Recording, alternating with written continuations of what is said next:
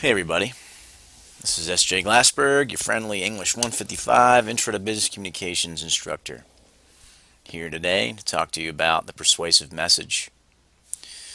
As you may know from class or from reading the textbook, a good persuasive message, at least in our case for this class, begins with an indirect approach. So your introduction right here should not identify exactly why you're writing. In this case, I'm writing to try to raise money for something called Patteson's Pacers, which is a little group within Patteson's Academy. If you read this first paragraph, you don't know that I'm asking for money. I'm just trying to basically try to create a common ground statement.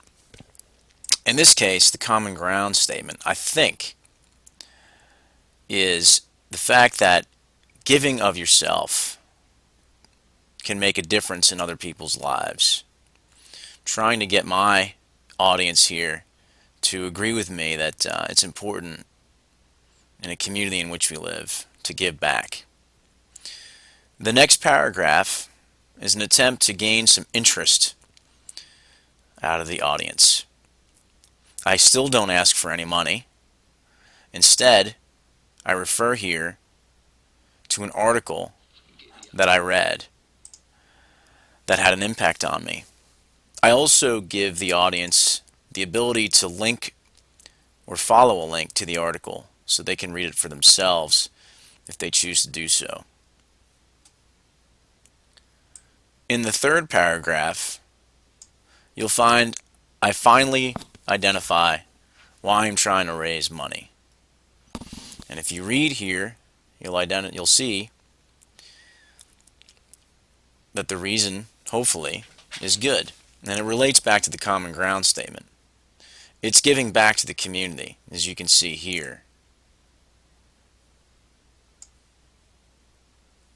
I then go into a little bit of background about how I came across this organization and the young girl that I'd like to run with.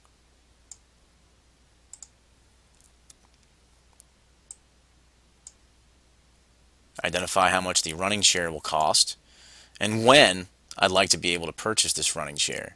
That's important too, because I'd like to get the money from the audience by a certain date. In other words, I can't wait until they get it to me on their own timetable. I ask for a specific amount of money. Sometimes people might not do that, but I do. And I also identify here a benefit for the audience. The last paragraph thanks the reader for the consideration and a donation, hopefully. And I also include a quote from a young, well, not so young anymore, but a runner, I'll call him, that implies that being able to be pushed in a running chair enables that person to feel more normal.